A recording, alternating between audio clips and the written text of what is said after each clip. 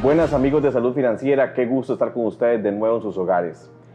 Si usted es víctima de este tipo de mensajes como se le informa un eventual embargo salarial y bloqueo de cuentas bancarias, o según la ley 9342 del Código Procesal Civil se le aplica un bloqueo de cuentas bancarias, se le ejecuta embargo de bienes y propiedades, creo que este programa le va a ser de mucha utilidad. Pero antes de entrar en el tema, vamos a ir a una pequeña cápsula con el coach Esteban Bogantes y ya volvemos. Continuamos con más de Salud Financiera. Vamos a hablar de 3 maneras de cómo generar ingresos durante la crisis. La primera sería, busca generar un negocio de servicios.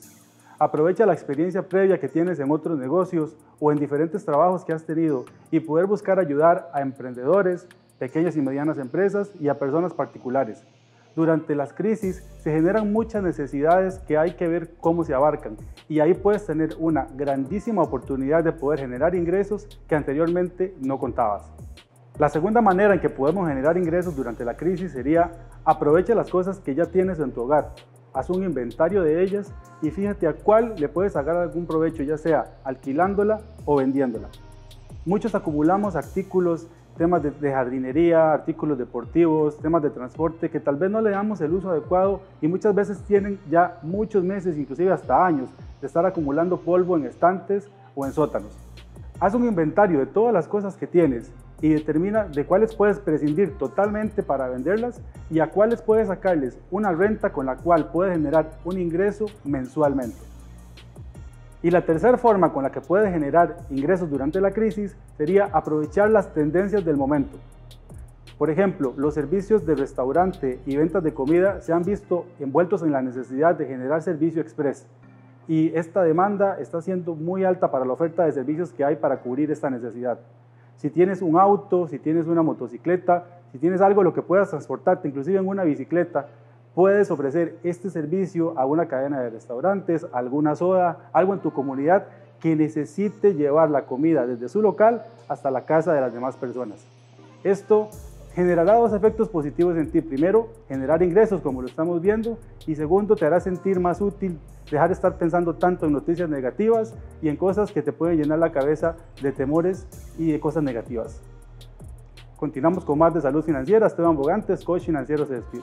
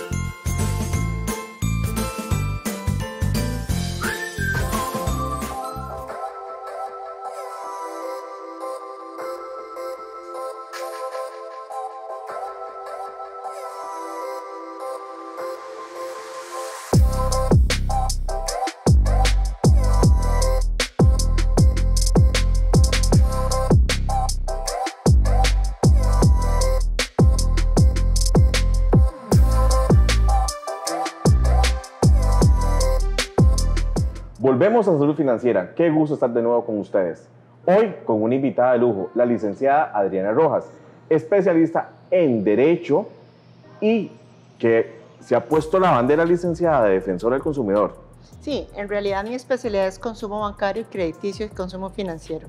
Sí, soy la única persona que ha estudiado en esos temas a nivel costarricense, centroamericano, y fui la 4ª en Latinoamérica en esos estudios. En otros países latinoamericanos sí hay más especialistas en estos temas.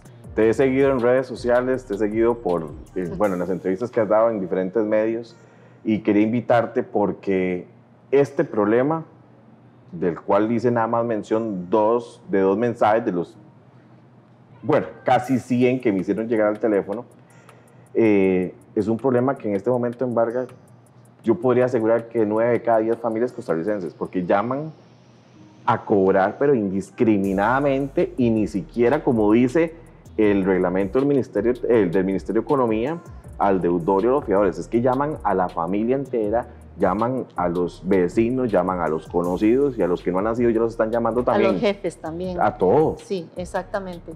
Bueno, aquí hay dos temas, el tema de la morosidad y el tema de la forma que tiene el acreedor de cobrar su crédito que se encuentra en mora, y la dignidad y el respeto de ese deudor en mora. Bueno, entonces, el acreedor que está con una obligación por parte de uno o varios deudores pendientes de pago, tiene el derecho a cobrar la deuda. Eso nadie se le ha dicho que no. Lo que no tiene derecho es abusar de ese derecho, abusar, intimidar, generar la pérdida de la paz emocional, de la tranquilidad de ese deudor en mora. Desconocemos en cada caso especial por qué se encuentra en moras. Hay casos justificados y casos no justificados. En Costa Rica tenemos varios temas. Tenemos seguros crediticios que no se aplican en tiempo. Entonces hay una mora justificada. Por decir un ejemplo, la persona se enferma, no puede generar sus ingresos por una discapacidad, pero resulta que esa discapacidad tiene un seguro, está cubierto por un seguro, pero ese seguro dura 9 meses, 1 año en aplicarse, porque le piden una cantidad de requisitos impresionantes de la Caja Costarricense del Seguro Social para demostrar esa incapacidad. Y al tercer mes va para cobro judicial, y desde el primer mes de atraso va para acoso de cobro. Entonces la persona está enferma, no puede generar ingresos, está cubierto por un seguro, tiene que enfrentar su enfermedad, la pérdida de sus ingresos, tiene que enfrentar un acoso, una intimidación, adicionalmente de una negativa de una entidad aseguradora de aplicar el seguro a tiempo. Entonces, todo eso vemos que no es un sistema que funcione, no estamos en una situación justa, equitativa en relaciones de consumo bancario. Hay otros casos que hay una irresponsabilidad del deudor que se sobreendeuda, no puede pagar las deudas, ¿verdad? Y tiene que enfrentar esta situación. Independientemente si está justificado o no, eso, el que esté injustificado no le da derecho al acreedor a generar la pérdida, la paz emocional de ese deudor. ¿Quiere cobrar? Cobre. Vaya a los tribunales de justicia, vea los medios convenientes, pero no utilice este tipo de acoso, porque está prohibido por nuestro ordenamiento jurídico, no es correcto. Inclusive tenemos jurisprudencia que sanciona. Se tuvo un caso de que la deuda era 2 millones y la indemnización de daño moral de 5 millones, ¿verdad? Es más, ¿por qué? Porque ese temor que generó fue superior en su paz emocional, en su pérdida de su paz emocional, que la misma deuda. Entonces, en realidad, lo que yo siempre he dicho, las entidades bancarias y financieras no necesitan enfermar a los costarricenses en su paz emocional para lucrar. Lucren justa y equitativamente, lucren todo lo que puedan conforme a derecho y no enfermen a las personas. Es preocupante porque ese acoso, si fuera solo de llamadas telefónicas buscándolo, está bien. Pero es que llegamos al punto de la amenaza, a la amenaza de llegar y decir que están llamando de parte, pues ya me ha tocado casos, de parte del Poder Judicial.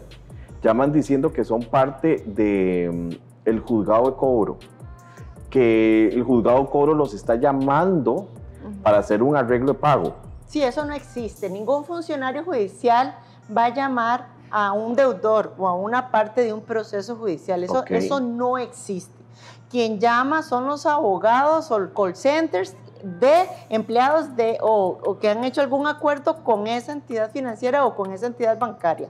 Ningún juzgado funcionario ni ningún funcionario judicial va a llamar a un deudor para que pague una deuda. Simplemente el juez envía embargo de cuentas bancarias, embargo de salario, embargo de bienes, pero no hay un contacto. Está total y absolutamente prohibido. Cuando intimidan a ese deudor, cuando no pueden acudir a la vía judicial, ¿por qué?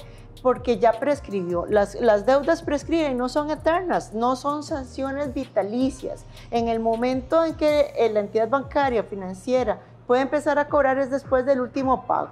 Entonces, si es una tarjeta de crédito, un crédito personal, un crédito prendario, tiene 4 años para cobrar. Y si es una hipoteca, tiene 10 años, pero pasan los años y no cobran. Entonces, cuando venden esa entidad bancaria a un bufete, o a una organización como la gestionadora de crédito, por decir algún ejemplo, le venden la cartera a estas instituciones con la finalidad de que cobren, ¿verdad?, esos créditos, porque ya el banco lo estableció incobrable ante la SOGEP. Ya dijo, esto es incobrable, ya se pasaron los 4 años de ley para cobrar. ¿Y por qué no cobraron el plazo? Bueno, porque no tenía nada que embargarle, no tenía un salario, no tenía un bien. Muchas personas llegan a obtener un trabajo otra vez 6 años después, ya está prescrito. Entonces, estas entidades, por medio de call centers, lo que hacen es intimidar. ¿Para qué? Para gestionar un arreglo pago o un pago. ¿Qué pasa si tiene 6 años de no pagar y por medio de esa intimidación hace un pago? Interrumpió la prescripción, revivió la deuda. Es que esa es la pregunta estrella de hoy. Claro, al revivir la deuda por medio de la intimidación, ahora sí pueden embargar el salario, ahora sí le pueden embargar la nueva casa, ahora sí le pueden embargar el nuevo vehículo, porque ya 6 años después ya se recuperaron económicamente, entonces ya van teniendo sus cositas otra vez, su patrimonio otra vez, y ahí, interrumpiendo esa prescripción, vuelven a embargar. Ahora, ¿cómo me puedo dar cuenta yo de que la deuda que tengo está prescrita? El último pago. El último pago. Sí, bueno, eso es parte de la educación financiera y el orden financiero que tenemos que aprender todos los costarricenses, tener nuestros estados de cuenta bien guardaditos de los tarjetas de crédito, de los créditos bancarios, financieros. ¿Por qué? Porque no guardamos papelitos, ya sea, puede ser electrónico, no necesariamente tiene que ser documento físico, pero si tenemos ese orden sabemos cuál fue el último pago. Pero generalmente las personas se acuerdan, dicen, bueno, yo perdí mi trabajo en el 2012, eso significa que el último pago que yo realicé fue en el 2012, porque después de eso me quedé sin trabajo. Bueno, en el 2012 se quedó sin trabajo, trató de levantarse por medio del emprendedurismo, no había salario que embargar, puso cuentas bancarias a nombre de sociedades anónimas, se declaró incobrable para la entidad bancaria, pero resulta que en el 2020 tiene un nuevo trabajo, en el 2019 tiene un nuevo trabajo, lo intimidan, ¿correcto? Hace un pago, aunque sea un colón. Sí. Puede ser que deba 5 millones, hizo un pago de un colón. Eso es renunciar a la prescripción, revivir la deuda y ahora sí le pueden embargar todo. Ok.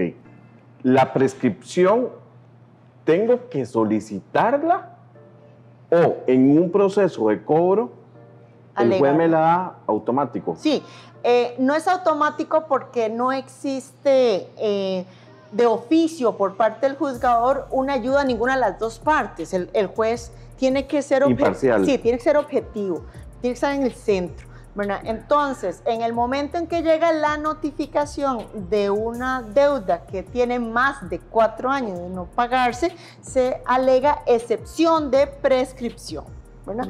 Con eso se gana el proceso.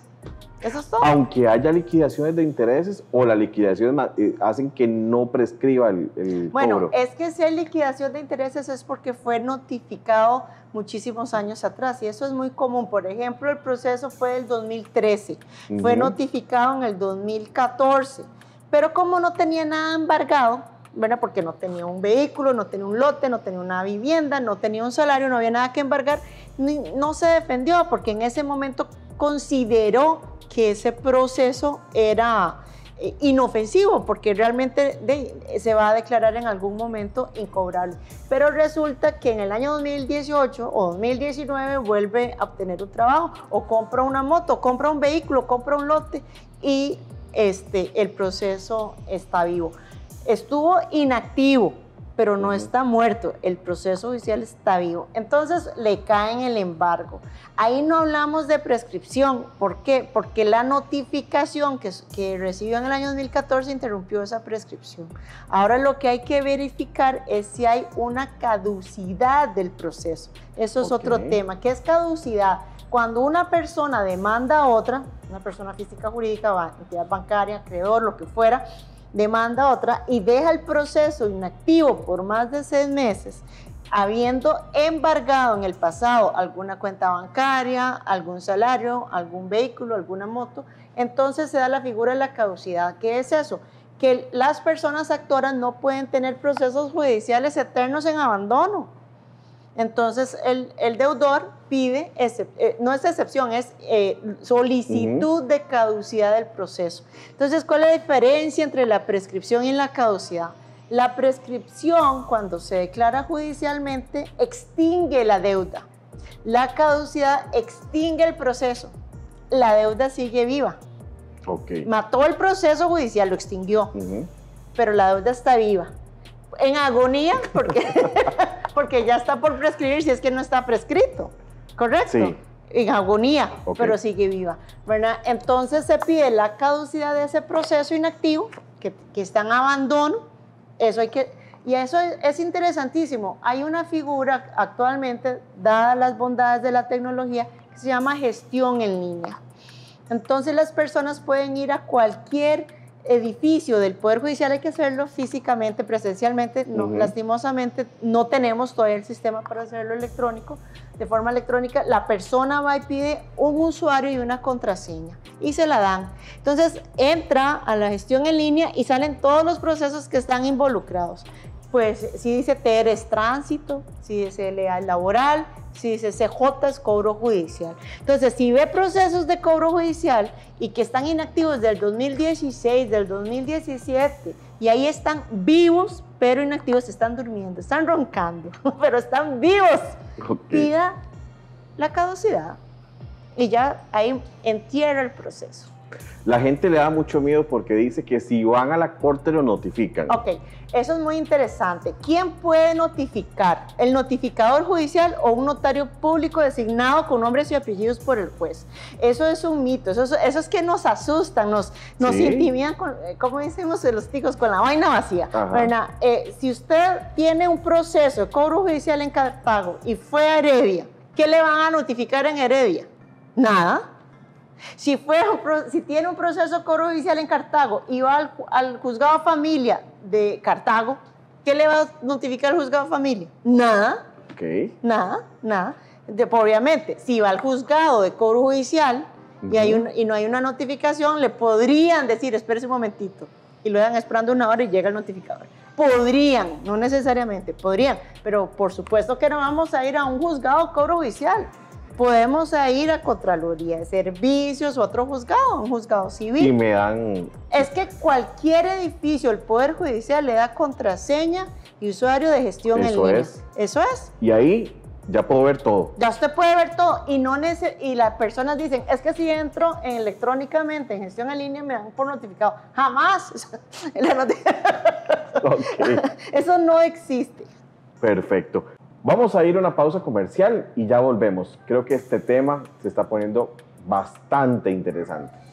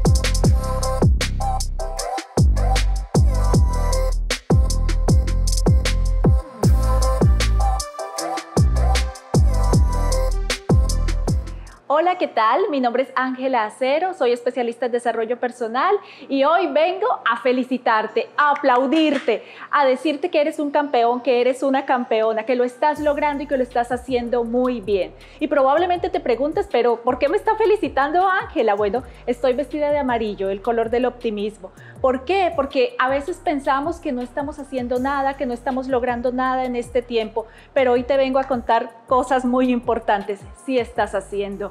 Y sí, a veces como que nos saturamos de, es que en este tiempo de cuarentena deberíamos hacer 3 maestrías, estudiar no sé cuántos libros y hacer muchísimas cosas. Quiero que sepas que sí estás haciendo mucho. Es importante hacer una diferenciación. No estás trabajando desde casa, no estás estudiando desde casa. Estás en casa atravesando una pandemia, atravesando una situación mundial y lo estás haciendo muy bien, lo estás logrando.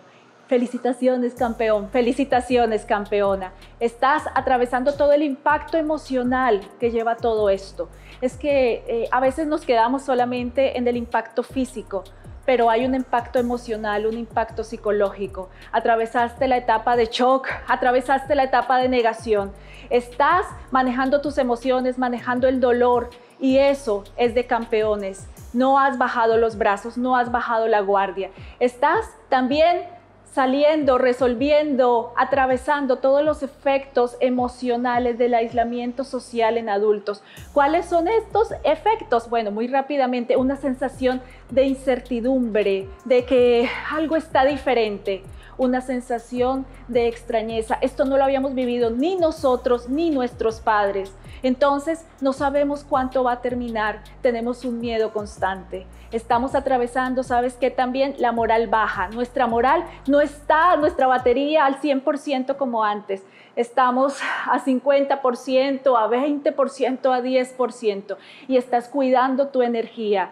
Estás cuidando tu mente, tus emociones, haciendo así un poco, poniendo límites a lo que lees, a lo que ves, a lo que consumes acá emocionalmente, acá en nuestro corazón, acá en nuestra mente. Y también estás lidiando con la ansiedad, aunque no te des cuenta. Todo esto nos genera muchísima ansiedad. El cambio de hábitos, trastornos en el sueño, tal vez desees comer más y estás atravesando y estás sacando lo mejor de ti. Crecemos en medio de la adversidad, estamos aprendiendo. Y recuerda, de eso se trata. Por eso hoy te felicito, por eso hoy celebro contigo. En medio de tanto dolor, en medio de tanta información, en medio de tanta saturación, lo estás logrando. Y eso, de verdad, que vale la pena. Mi abrazo para ti, deseándote lo mejor, que continuemos llenos de esperanza, de vida y de amor. Y bueno, continuamos con muchísimo más de Salud Financiera. Volvemos a Salud Financiera hoy desde el estudio Hotel Boutique en Santana, nuestra casa. Licenciada, lo hablábamos ahora en los anuncios comerciales. Llegan a la empresa un mensajero que se dice ser mensajero del Poder Judicial o notificador, entrega unas fotocopias, no va con la plantilla de notificación para llenarla ni firmarla y lo deja ahí al jefe o al encargado de recursos humanos. Llaman a estos departamentos haciéndose pasar por funcionarios judiciales para decirle al patrono o decirle que Julanito de tal tiene una deuda por tanto y que van a embargarlo. O le preguntan si está trabajando en este momento y le piden inclusive los números de cuenta. ¿Ilegal todo esto? Totalmente y absolutamente.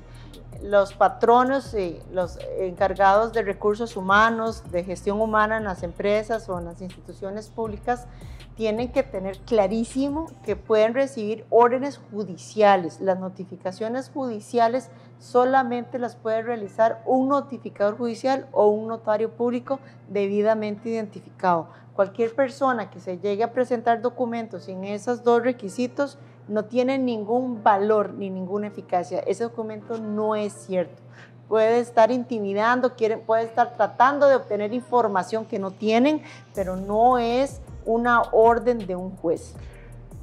El notificador de la corte se identifica perfectamente con su gafete, su carro o su motocicleta está debidamente rotulado.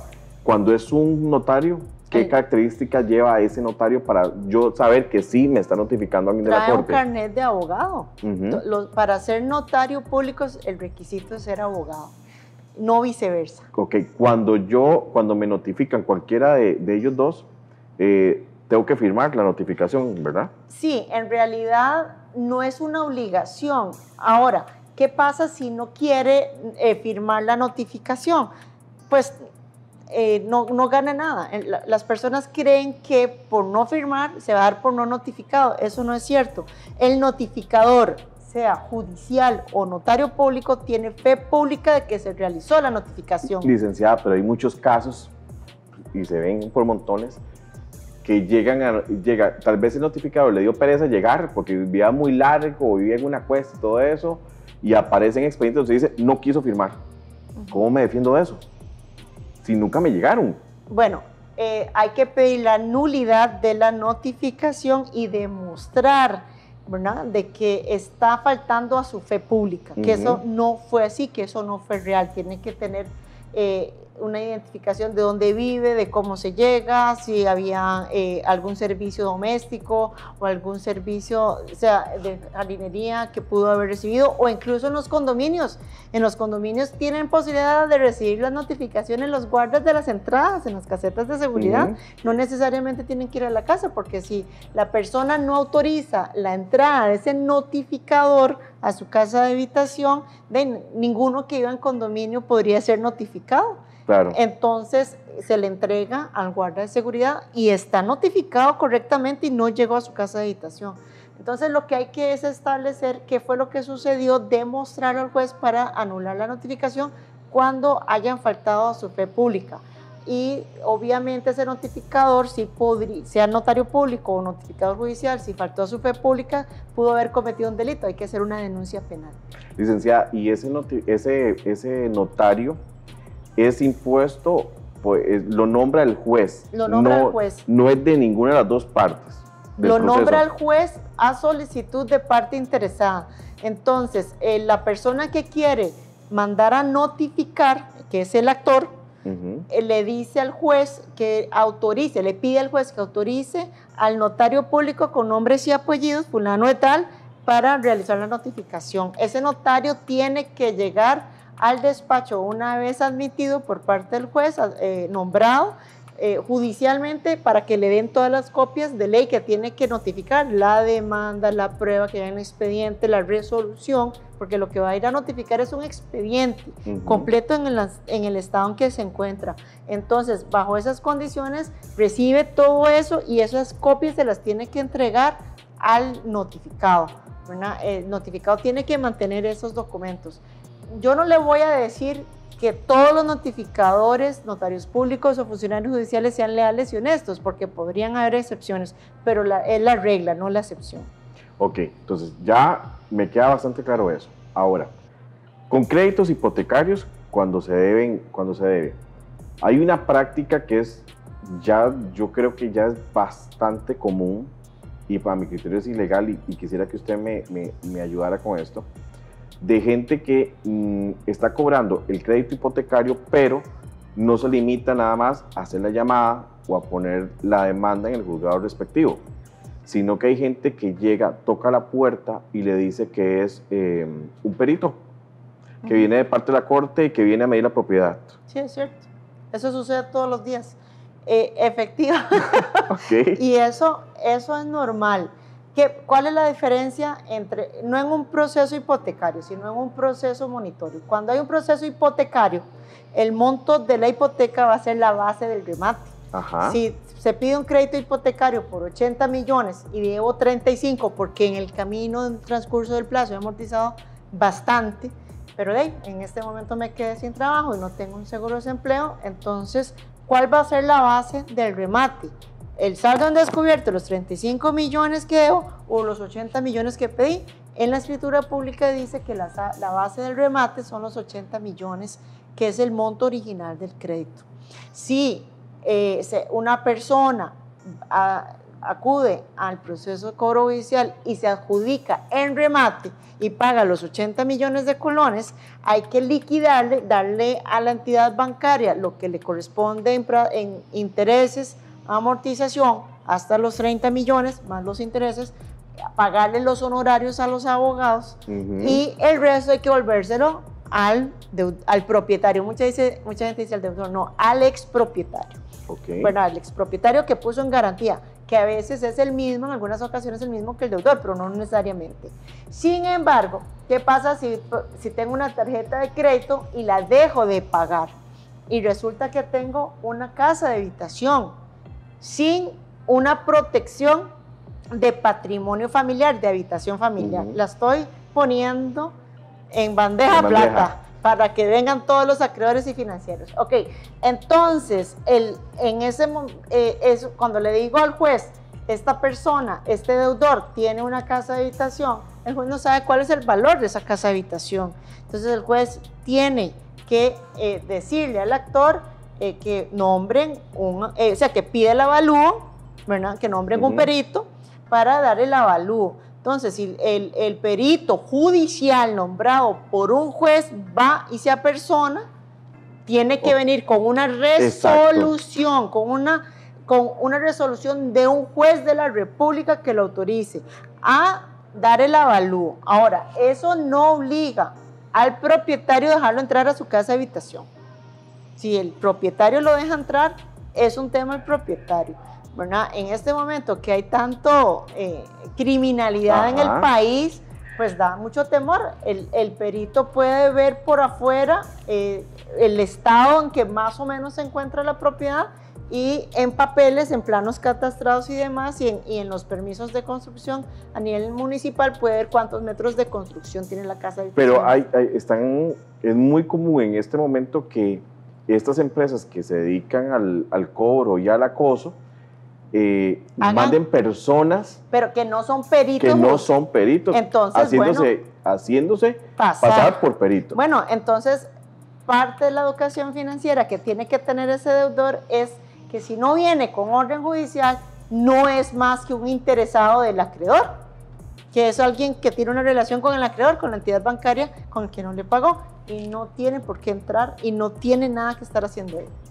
Perfectamente puedo denunciar también eso. Sí, claro, porque ellos no tienen ningún derecho de ir a invadir una propiedad privada. La propiedad privada puede ingresar quien el propietario autorice y la lista se acabó, salvo excepciones con órdenes judiciales. Ok, entonces para usted que me está viendo, bastante claro. Si a usted llegan a su casa de habitación, si no vienen con la orden de un juez y debidamente identificados, usted está siendo víctima de otro acoso que no es telefónico y que viene de parte de su acreedor. Ahora, la gran mayoría de empresas tiene un desconocimiento total para identificar qué es un acoso y qué es realmente un embargo de la corte. El embargo de la corte, nada más el juez lo manda a la empresa para que empiece a rebajarse el salario a ese empleado. Si no llega así, si es un mensajero el que llega y deja un expediente, nada más lo dejó ahí, ¿tiene alguna validez? 0%, nada. Es simplemente intentando de intimidar para obtener un resultado ilegal. Pero ahí, ¿quién tiene que actuar? ¿Tiene que actuar el deudor o puede actuar la empresa? Es que el deudor ni se entera, no está llegando al deudor, está llegando a recursos humanos. El problema es que recursos humanos llama al deudor y le dice, hey, me estás metiendo a mí en un problema, mira lo que me están dejando. ¿Sí? Bueno, entonces ahí el deudor tiene derecho, ese trabajador, porque ahí lo ven como trabajador. A ese trabajador tiene derecho a sacar una copia de ese expediente y analizar y buscar asesoría legal para defenderse, porque lo que está recibiendo no es un cobro judicial, sino es un acoso de cobro. El acoso de cobro no está permitido entre nuestro ordenamiento jurídico. Ahora, ya estoy siendo víctima de un acoso. ¿Qué tengo que hacer? ¿A dónde tengo que ir? ¿Y cuál es el proceso para ejercer mi defensa? Sí, claro. En este momento tenemos varias formas de ser acosados. El acoso es el abuso del derecho de cobrar por medio de la intimidación emocional de ese deudor en estado de mora. Eso no está permitido. El acreedor tiene derecho a cobrar, pero no tiene derecho a abusar de ese cobro. Puede ir a la vía judicial y realizar su cobro. Inclusive, hay un reglamento en el Ministerio de Economía de tarjetas de débito y crédito que señala que se puede hacer recordatorios de pago. Por ejemplo, muchas personas se les olvida que hay que realizar un pago y se pueden hacer 2 o 3 al mes. Es un recordatorio, se le recuerda que está atrasado, evite mayores complicaciones y usted el día del corte suyo es tal y debe tanto dinero. Es un recordatorio. Pero a uno lo llaman y uno les dice eso y se ríen, o sea, ellos sí, claro. como que ya esto para ellos... ¿Por qué? Porque las entidades financieras contratan cobradores, contratan call centers que los entrenan para eso. Entonces, ¿cómo un deudor se va a desgastar con un funcionario de un call center? No, no, perdón, sí. No. Fortalézcase, suba su autoestima, suba su amor propio, protéjase, defiéndase a usted mismo. ¿Por qué voy a dejarme intimidar por un empleado del empleado? No, perdón, pero no. Si yo no estoy en el pago, con el pago al día del crédito, asumo una responsabilidad y asumo un riesgo, que me embarguen mis bienes, porque mis bienes van a enfrentar esa deuda. Si no tengo bienes, pues se declarará incobrable, pero no tengo por qué dejarme intimidar por ninguna persona. Esas personas que trabajan en call centers, unos son para cobrar y otros son para colocar tarjetas, y los dos acosan igual. O sea, lo vuelven loco si usted no quiere una tarjeta de crédito para colocar tarjetas. Sí, o sea, están entrenados por financieras inescrupulosas y agresivas para colocar tarjetas y colocar sin capacidad de pago al deudor, porque no les importa si tiene capacidad de pago. Lo importante es que utilicen en el comercio esas tarjetas, porque el comercio paga una comisión cada vez que esa tarjeta se usa, y después verán cómo la cobran. Pero ya la tarjeta le dio un beneficio económico a esa entidad financiera. Si cobran un porcentaje importante de comisión cada vez que se utiliza el datáfono, o que hay un pago por internet, o sea, ya la entidad financiera recibió una actividad lucrativa y ahora tiene que ver cómo le cobra a ese deudor. Pero si ese deudor no paga, independientemente de las circunstancias justificadas y no justificadas que mencioné al principio, es un tema de que asume su riesgo de enfrentar un proceso judicial, pero eso no acredita al acreedor a tener empresas para intimidar a las personas. Eso es un abuso del derecho. ¿Qué tiene que hacer una persona acosada?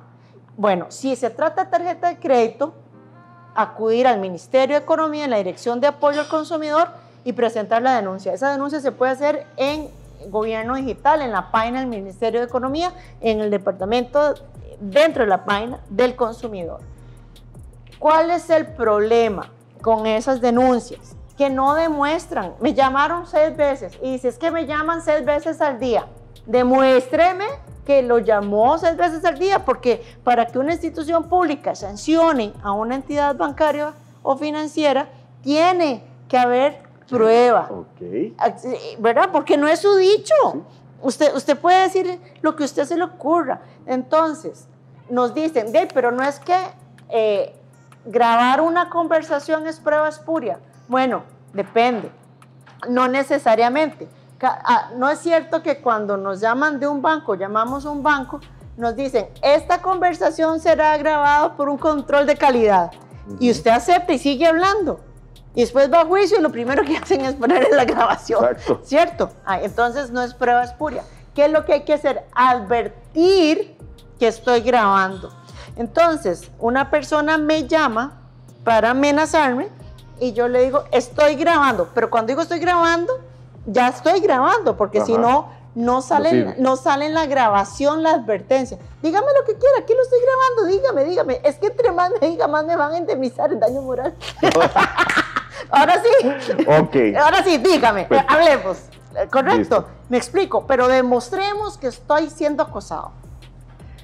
Demostrar también significa que puedo tener los screenshots de los mensajes que me... Claro, si son mensajes en WhatsApp es mucho más fácil, si son correos electrónicos es mucho más fácil porque ya tenemos la prueba. Pero no, acuérdense que son 3 recordatorios de pago y un recordatorio de pago jamás puede tener una amenaza. Y 3 por mes, no por día. Correcto.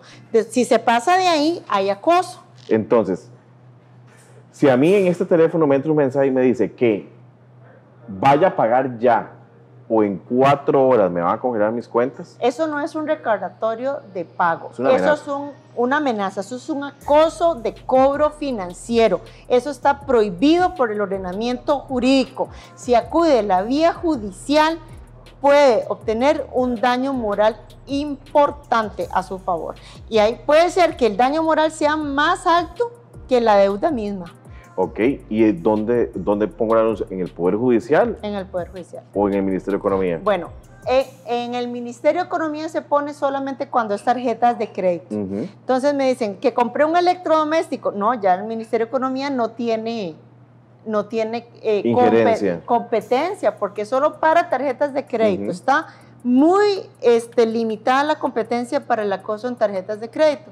Entonces, si se trata de un crédito hipotecario, un crédito prendario, porque compró una moto, porque compró un vehículo, porque compró una casa de habitación, o porque pidió un crédito personal para irse de vacaciones, o para una emergencia familiar, al tema de salud, bueno, eso tiene que acudir judicialmente porque no tenemos una institución gubernamental financiera con competencia para estos temas. Ahora, ¿qué pasa si va al Ministerio de Economía? En el Ministerio de Economía puede que haya una negociación, una conciliación. Si no hay conciliación, no le sirve al deudor. ¿Por qué? Porque lo que va a obtener es una sanción para la entidad financiera de multa. ¿Y quién recibe la multa? Caja Chica del Estado. ¿Y quién recibe el consumidor? Ni la gracias. Ni la gasolina para ir a la audiencia. ¿Me explico? Claro que sí. Trabaja gratis para el Estado. Entonces, si la hace, ¿le sirve? Sí, porque es prueba de que realmente hubo acoso, porque si una institución como el Ministerio de Economía, en la Dirección de Apoyo al Consumidor, dice que hubo acoso, es prueba en la vía judicial le ponen bandeja de plata que sí hubo acoso para la indemnización de daño moral, pero tienen que ir paralelas porque prescriben, así como prescriben las tarjetas de crédito, prescribe el derecho al consumidor, prescriben 4 años. Amigos de Salud Financiera, vamos a una pequeña cápsula con el coach Alan Loría y ya volvemos. Hola, la semana pasada hablamos sobre habilidades blandas o habilidades sociales, ¿se acuerda? Aquellas habilidades que no nos enseñan en la escuela, ni en el colegio, ni en la universidad, esas habilidades que aprendemos durante la vida y que, como les había dicho la semana pasada, el 85% de tu éxito profesional va a depender de cómo vos manejes esas habilidades blandas o sociales. Bueno, hoy quiero regalarte la primera habilidad que tienes que empezar a trabajar, que es el arte de la convivencia. Exacto, el arte de estar con otras personas en tu familia, en tu trabajo, en tu comunidad. Es muy importante tener una muy buena convivencia. Eso no se enseña en la escuela, no se enseña en la universidad. Eso no es una materia del bloque universitario, pero tenemos que aprenderla. Para tener una buena convivencia, yo te voy a dar 4 formas de poder tenerla. Número 1, ¿quiénes de ustedes les gusta tener la razón? Por favor, levanten la mano ahí en la casa. Usted, señora, usted, señor, usted, muchacho, le gusta tener la razón. Bueno, pues resulta que la razón no siempre la vamos a tener. ¿Quién de ustedes se ha ganado una discusión con su pareja por querer tener la razón? ¿Quién de ustedes ha tenido problemas con su pareja por querer tener la razón? Algunos de ustedes, yo sé que sí. ¿Quién de ustedes ha tenido problemas con su jefe por querer tener la razón? Apuesto que muchos de ustedes han querido tener la razón ante su jefe o sus compañeros y eso le ha generado muchos problemas. Y a veces uno se da cuenta con los días de que realmente el jefe o la pareja tiene la razón, pero uno hasta se queda callado y dice, no, mejor no digo nada para no darle la razón a la persona. Bueno, eso tenemos que trabajarlo porque es parte de la convivencia.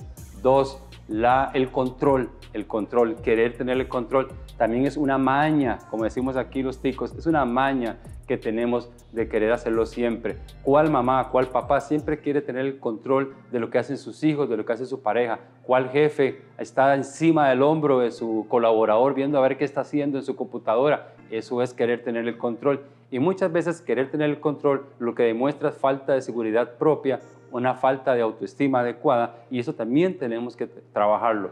Tener el control no siempre se va a dar. Hay factores externos que nosotros sencillamente no vamos a poder controlar. Tercero, la seguridad. La seguridad que de pronto genera tener la razón, tener el control, a veces no se tiene tampoco. ¿Por qué no se tiene? Porque sencillamente hay factores externos, como hemos hablado, que nosotros no controlamos. Hay situaciones de las cuales no conocemos muy bien o en a profundidad la información.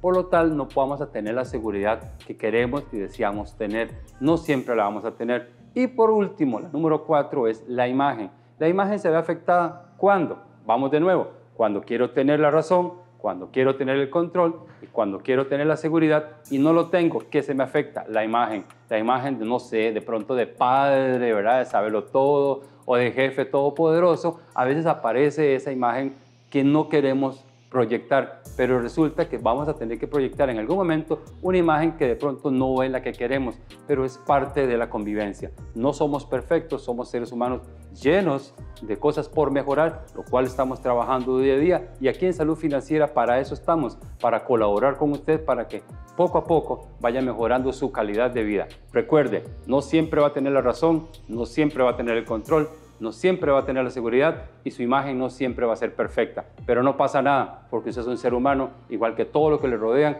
y eso es parte de la convivencia, aceptar lo que es así. Muchísimas gracias, mi nombre es Alan Loría y le damos el pase al estudio principal.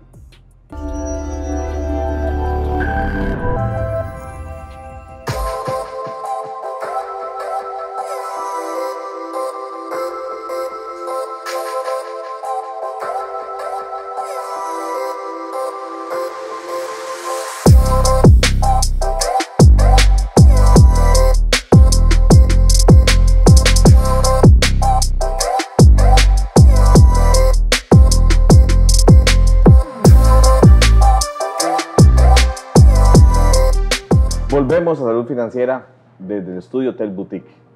Licenciada, se nos va a hacer corto el tiempo, ya casi terminamos, pero la idea no es que la gente no pague. O sea, siempre hemos dicho, si usted tiene la deuda, hónrela.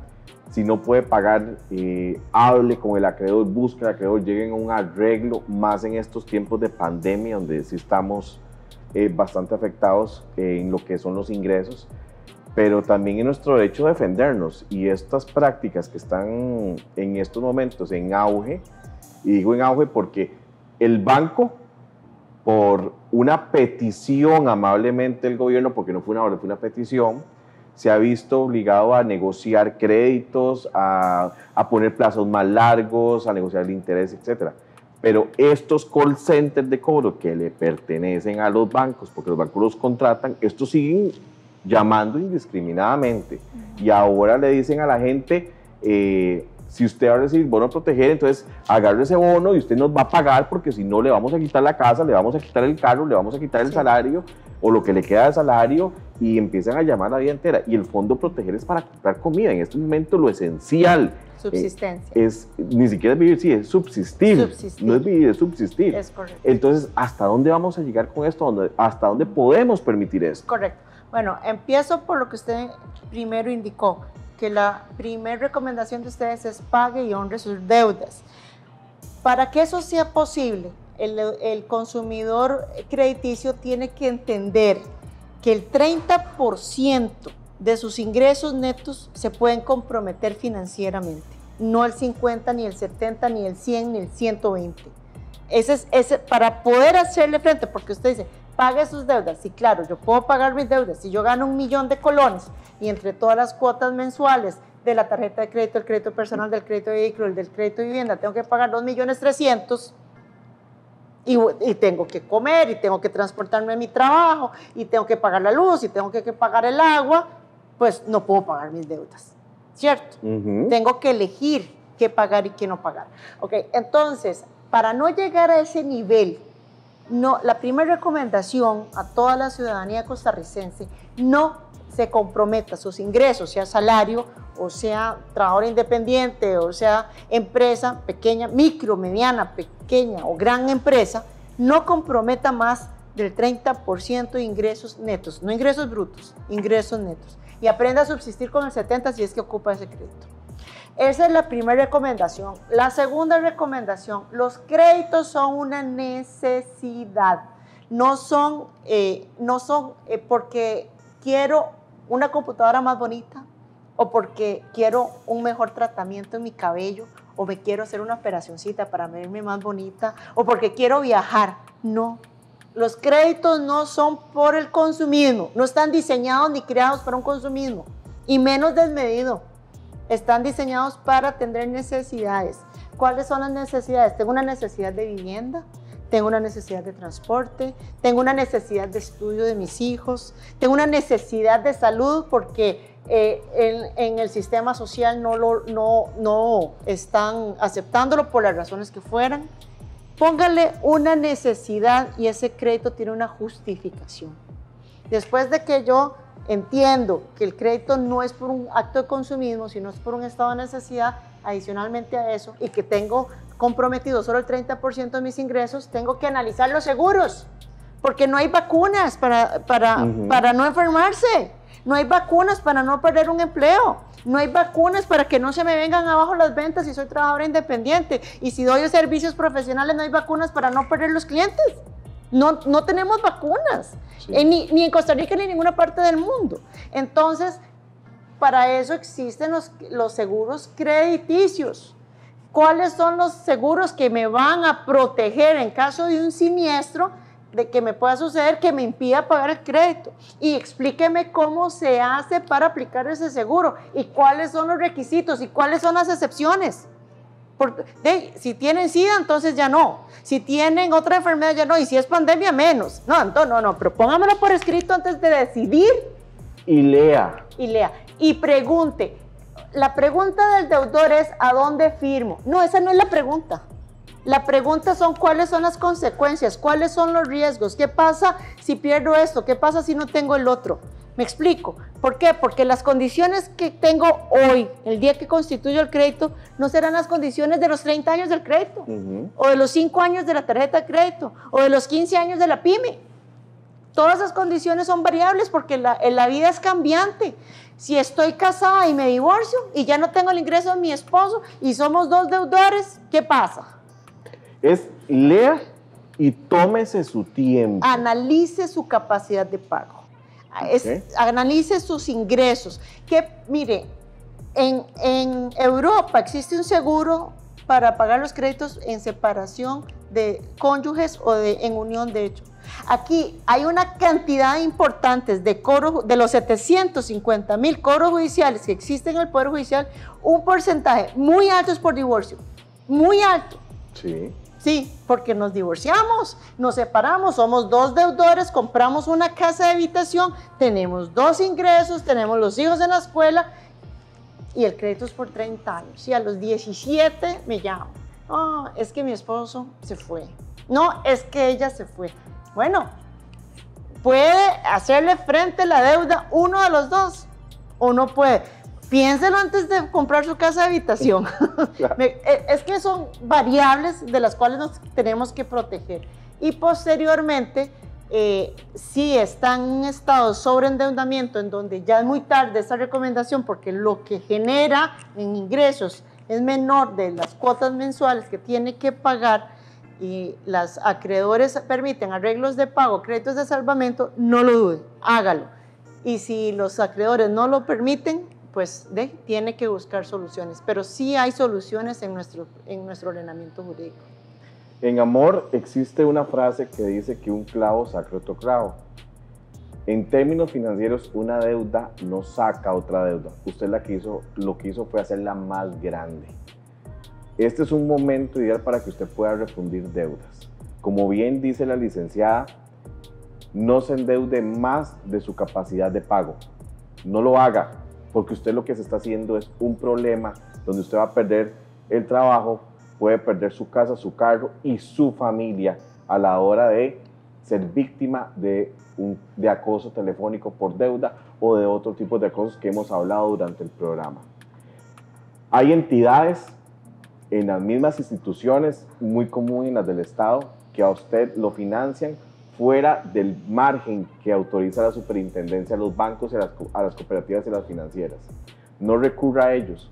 piensen que su familia come, piensen que usted tiene que pagar un alquiler, piensen que usted tiene que trasladarse a su trabajo, tiene que pagar gasolina, tiene que pagar pases. Hay un montón de gastos que usted, por estar endeudado, no puede cubrir.